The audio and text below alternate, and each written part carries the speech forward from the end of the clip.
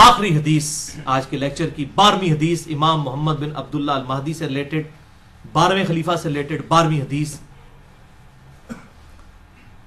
یہ مرفوع بھی ہے لیکن وہ ضعیف طرق ہے. یہ موقوفاً روایت ٹھیک ہے سیدنا ثوبان سے المستدرک للحاکم میں انٹرنیشنل نمبرنگ کے مطابق 8531 نمبر کہ آپ صلی اللہ علیہ وسلم نے فرمایا جب تم خراسان کی طرف سے سیاہ جھنڈے آتے ہوئے دیکھو تو ان کا استقبال کرو کیونکہ فیہا خلیفۃ اللہ المہدی، ان میں اللہ کا خلیفہ مہدی بھی ہوگا. یہ موقوفاً ہے سیدنا ثوبان کا قول، مرفوع ضعیف ہے لیکن ظاہر آپ صلی اللہ علیہ وسلم کے بتانے پر ہی موقوف ہے. یہ خراسان سے جب کالے جھنڈے آئیں گے تو ان کا استقبال کرنا، یعنی اہل عرب کو کہا گیا، ان میں خلیفۃ اللہ مہدی ہوں گے. اس سے یہ بات بھی پتہ چل گئی کہ یہ انقلاب جو ہے وہ عربیوں کے ذریعے نہیں آنا، اجمیوں کی طرف سے آنا ہے. کیونکہ خراسان تو یہ ایران، افغانستان اور رشیا، یہ پوری بیلٹ کو خراسان کہا جاتا ہے. اب تو یہ ملک لادہ بن چکے ہیں ادھر سے باہر ہم نہیں. اب یہ نہیں اب یہاں پر کچھ لوگوں نے لشکر خراسانی بنا لیا، نہ رکھنے والا پائی کچھ نہیں ہوتا. بریلوی، دیوبندی، اہل حدیث تینوں اپنے آپ کو اہل سنت والجماعت کہتے ہیں. نام رکھنے سے کیا ہے؟ آپ شراب کی بوتل کے بعد روح افزا لکھ دیں تو وہ روح افزا بن جائے گی. کالا جھنڈا آپ اٹھا لیں تو آپ مہدی بن جائیں گے. نام بھی رکھ دیں اپنے بیٹے کا محمد عبداللہ، کسی کا بیٹے کا نام محمد رکھ دیں، ٹھیک ہے جی. کسی آمنہ نامی عورت کے ساتھ شادی کرے، بیٹے کا نام جو ہے عبداللہ رکھ دیں. اس طرح امام مہدی نہ بننا ہے، یہ اس طرح کی جعلی طریقے سے نہ تو کوئی خراسانی بننا ہے تو نہ کوئی یہ کالے جھنڈے اٹھانے سے ہونا ہے. یہ اللہ تعالیٰ امت کو خود بخود اس حوالے سے، ورنہ تو قادیانیوں کا پتہ ایم ٹی وی ہے، مسلم ٹی وی قادیانیوں کا ہے، تو نام تو انہوں نے ایم ٹی وی رکھا ہے، تو قادیانی کیا مسلمان ہے؟ تو اس طریقے سے اگر کوئی لشکر خراسانی رکھ کے جو ہے وہ مسلمانوں کا قتل عام شروع کر دیتا ہے اور وہی کہتا ہے جی میں کوئی امام مہدی کے اس کے اوپر چل رہا ہوں، کالا جھنڈا بھی اٹھا لیا ہوا ہے، تو اس سے تو کچھ بھی نہیں بننا. یہ کالی پگڑی پہن کے تو نہیں کچھ بن جانا. یہ تو سارا میک اپ ہے، آپ کر لیں.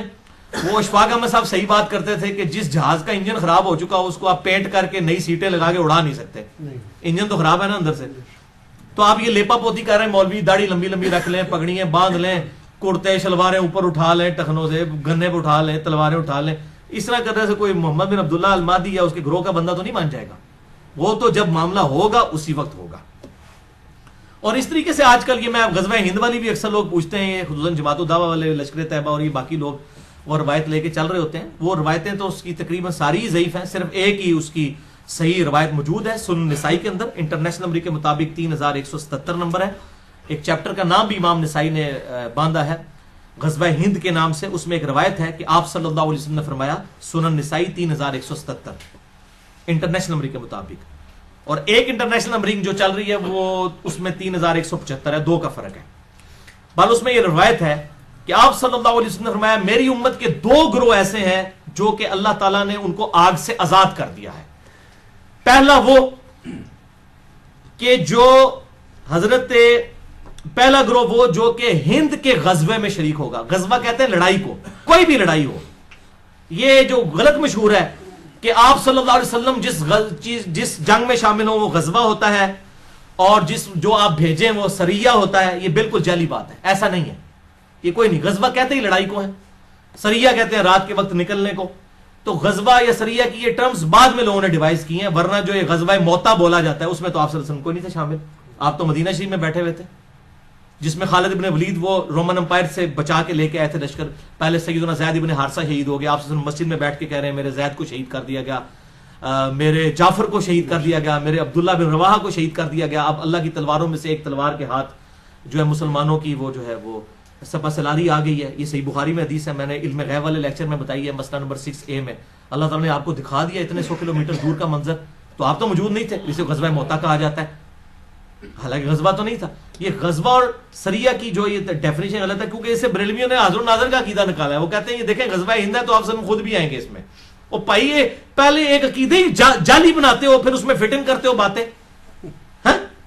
غزوہ موتا میں بھی اللہ کے نبی تو شامل نہیں تھے، وہ کیوں غزوہ موتا ہے؟ ٹھیک ہے، تو یہ بالکل جعلی باتیں، کسی حدیث میں یہ تفریق نہیں ہے. یہ سنن نسائی 3177 کہ 2 گروہوں کو اللہ نے آگ سے بچا لیا ہے. نمبر 1 جو غزوہ ہند میں شامل ہوں گے، اور نمبر 2 عیسیٰ ابن مریم کے ساتھ جو لوگ شامل ہوں گے. اس میں بھی اشارہ مل رہا ہے کہ قرب قیامت میں ہی کوئی معاملہ ہوگا. وہ محمد بن قاسم جو ہے وہ اپنے اوپر یہ بشارت لگاتا رہا بنو امیہ کا. محمود غزنوی جو ہے وہ حملے کرتا رہا دولت کی لالچ کے اندر ادھر آ کے انڈیا میں، اور وہ سومنات پہ حملے کرتا رہا. کیا صوفی لوگ تھے، سارے درباروں میں بیٹھنے والے لوگ تھے. ٹھیک ہے، یہ لوگ اسلام کے لیے آئے تھے. آپ کیا سمجھتے ہیں ظہیر الدین بابر اسلام کی خدمت کرنے آیا تھا یہاں پہ؟ یہ مسلمان حکمران تھے، اسلامی حکمران تو نہیں تھے.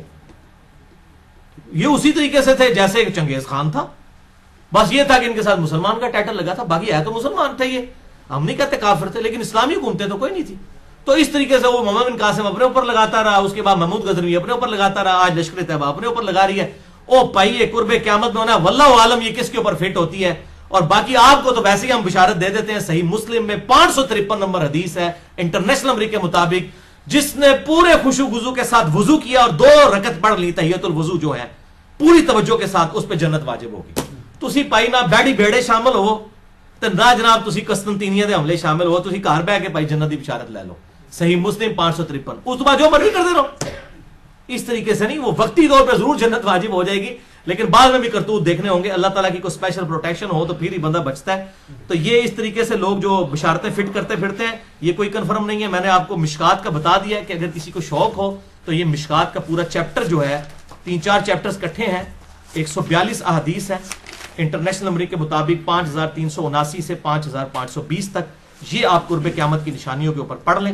اللہ تعالیٰ سے دعا ہے جو حق بات میں نے کہی اللہ تعالیٰ ہمارے دلوں میں راسخ فرمائے. اگر جس بات نے میرے منہ سے کوئی غلط بات نکل گئی تو اللہ تعالیٰ ہمارے دلوں سے محو کر دے. ہمیں کتاب و سنت کی تعلیمات پر عمل کر کے دوسرے بھائیوں تک پہنچانے کی توفیق عطا فرمائے. سبحانک اللہم و بحمدک اشہد ان لا الہ الا انت استغفرک و اتوب الیک وما علینا الا البلاغ المبین.